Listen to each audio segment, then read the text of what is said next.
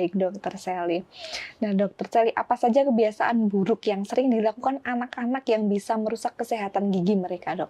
Oke, jadi kebiasaan buruk itu kita sebagai misalkan untuk tips kalian untuk parents di rumah ya, ibu dan ayah, mulai perhatikan anak-anak ini apakah ada habit-habit seperti yang berhubungan dengan hidung dan mulut. Misal, kok anak saat main kok mulutnya terbuka. Nah, itu berarti ada satu indikasi berarti bernafasnya tidak melewati hidung tapi melainkan lewat mulut. Nah, bernafas lewat mulut itu juga salah satu yang bisa menjadi penyebab masalah saat nanti dewasa. Akan terjadi perubahan wajah dan perubahan dari gigi dan susunan rahangnya. Itu satu. Kemudian yang kedua, kok sering gigit-gigit pensil atau gigit-gigit kuku. Nah, itu juga akan mempengaruhi.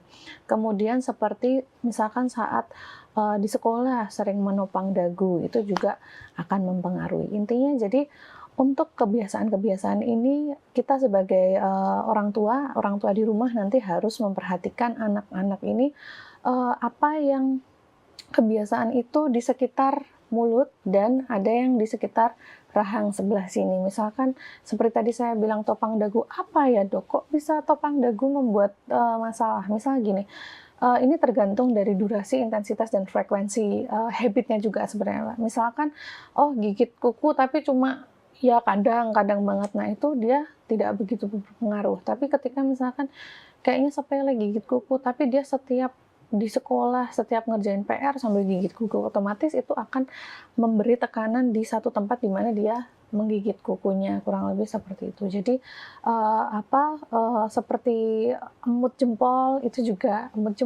itu akan mempengaruhi susunan rahang dan giginya. Nah, satu lagi kalau emut jempol, sebenarnya emut jempol itu adalah salah satu lip atau seperti salah satu fase di anak-anak. Jadi kalau mungkin kita lihat di usia-usia 6 bulan sampai 1 tahun, nah itu boleh, nggak apa-apa. Itu memang akan meningkatkan motorik anak tersebut. Tapi kalau misalkan gigi sudah mulai tumbuh, kemudian mungkin intensitasnya sangat betul-betul pagi, siang, sore, malam dia emut jempol terus, nah itu orang tua harus mulai aware, hal itu harus dihentikan, mencari caranya seperti apa, mungkin konsultasi ke dokter. Mungkin untuk ke dokter, intervensi apa dok kalau misalkan masih usia 6 bulan.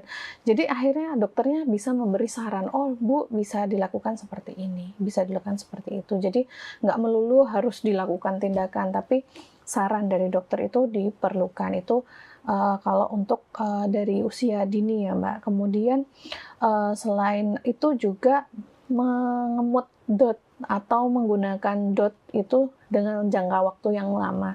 Jadi dot itu kan karet. Nah itu kalau misalkan ada anak yang digigit-gigit terus dotnya, walaupun susunya udah habis, itu juga akan mempengaruhi. Kemudian selain itu susu dalam dot, misalkan anak saya dok setiap tidur harus minum susu pakai dot, susunya susu formula lagi. Nah itu akan mempengaruhi dia banyak lubang di giginya. Nah, jadi mulai kalau misalkan lah terus gimana dok? Boleh nggak apa-apa misalkan memang harus minum dot. Memang kan kadang-kadang kita mengurangi kebiasaan anak itu kan nggak gampang ya mbak. Jadi akhirnya ekstranya gimana sih setelah tidur anak itu bisa dibersihkan dengan kasa untuk giginya. Jadi supaya kasa yang basah itu dioleskan supaya tidak ada sisa susu yang lengket tadi, meminimalisir. Jadi kalau untuk kebiasaan itu harus dihentikan ketika umur anak sudah mulai ada